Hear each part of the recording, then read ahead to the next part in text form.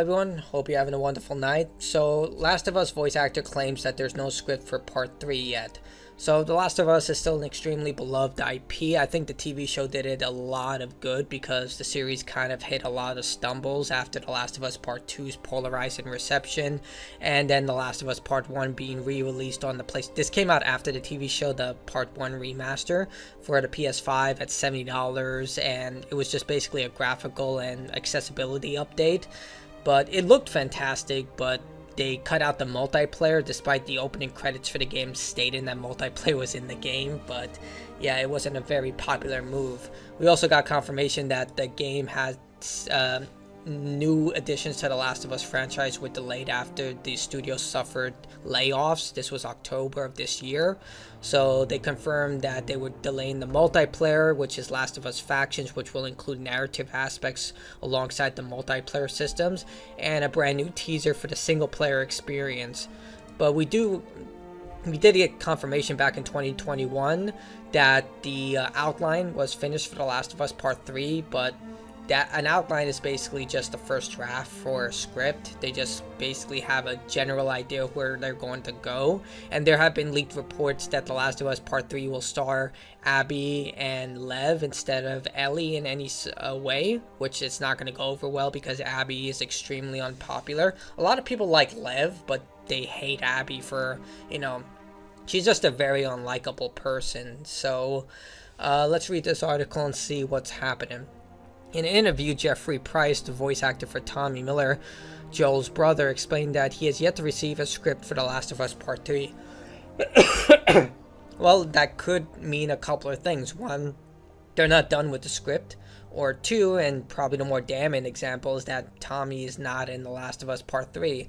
Now, this is spoilers. The game's been out for more than 2 years. That Tommy suffered a fatal head injury, so he's permanently handicapped. He walks with a limp now, which is a little weird because he was shot through the head by Abby, and somehow he survived a bullet to the head, which is very, very confusing. I mean, it's not unheard of. There's actually a famous story about a man who survived a railroad spike going through his head, but his personality changed forever, but he still was able to live. But nevertheless, the guy was shot point blank in the head and somehow survived. And yeah, but there was a lot of unbelievable things that happened in The Last of Us Part 2, like how Dina, despite being pregnant, somehow survived an landmine explosion, falling 20 feet onto hard concrete, fighting bandits infected while being pregnant, and never suffered a miscarriage.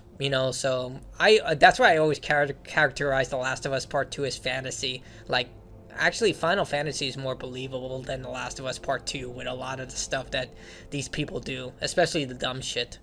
He stressed that as far as he knows, it's not something that has begun in any fashion. Back in July, some potential casting information surfaced that suggests a completely separate story from what we've been exposed to thus far would be introduced, but nothing more was heard on that front. What's this?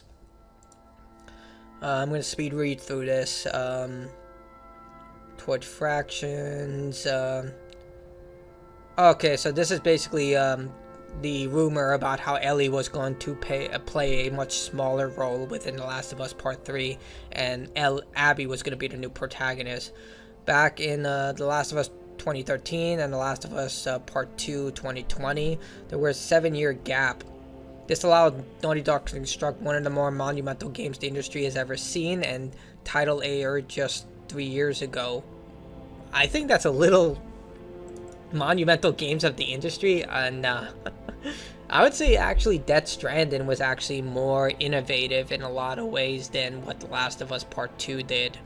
But that was really subjective and polarizing as well, because at its core, Death Stranding was a walk-in simulator with heavy sci-fi elements. But I don't know where everyone keeps thinking that The Last of Us Part 2 is this huge monumental leap in gaming, because a lot of aspects that were in that game, I'm not saying it's a bad game. Look, I platinumed the game, I played it multiple times. It definitely has a lot of really cool elements, such as the AI and the brutality between the executions and how the enemies die.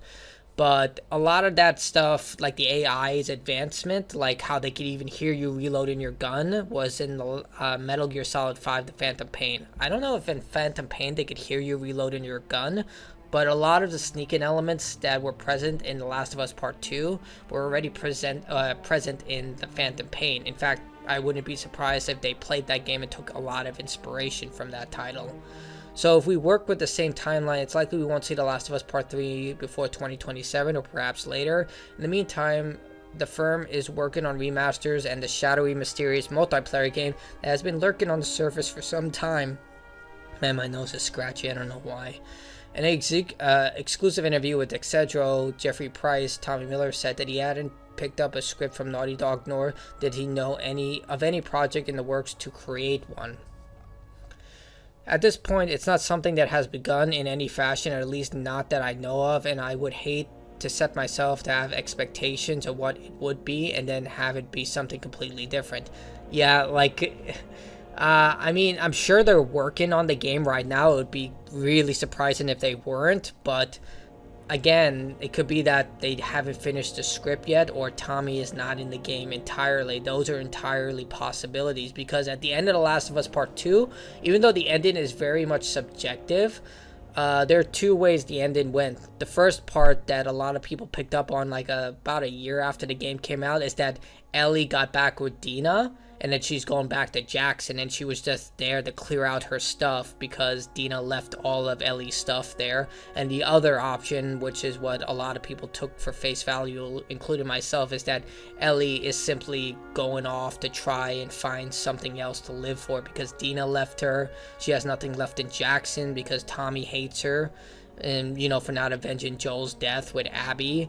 And I mean, it can go either way, and for now it is up in the air for what the future holds for Ellie, even though her biggest fear is ending up alone, and she kind of does end up alone. But again, we don't really know right now. He did stress he's fully expecting the script to turn out at his door, though. There's a glimmer of hope that we're going to see either a prequel featuring Joel and Tommy's earlier exploits in the post-apocalyptic America, or we'll see a continuation of the story Part 3, which was the illusion at the end of 2020's title. I mean, I think they can do both. Like, in a sense, they could have The Last of Us Part 3, which is a sequel, then do a prequel similar to what they did with Left Behind with Ellie and Riley's story, where they have, like, Ellie have a smaller part in the game, and then during her part, she reminisces about Joel, or maybe she finds something about Joel, like a diary or something, or go through, like, she sees his photo, and it kind of, like, they decide to tell his story from when, after Sarah died, him and Tommy split and stuff like that. That could be a possibility, and I think a lot of people, including myself, would be very excited for that, to see how Joel kind of became the person he was, the entire process of when he lost Sarah, how he became a hunter with Tommy, him and Tommy's falling out, and then, they have a lot of material to work with Joel. They don't have to completely abandon him, but it's in the air. But I really hope they do bring back Tommy. I love Tommy. He's a great character, even though they kind of butcher him at the end of The Last of Us Part 2. But tell me what you think in the comments below. Do you think my theory is right, that likely that Tommy won't be in The Last of Us Part 3, and that we're going to see Abby as the new protagonist, or maybe that Tommy will return? We'll see. I love to hear other people's comments on this. It gets me new perspectives on things and see things from other people's sight. So like, dislike, comment, your choice. That's it for me. Goodbye.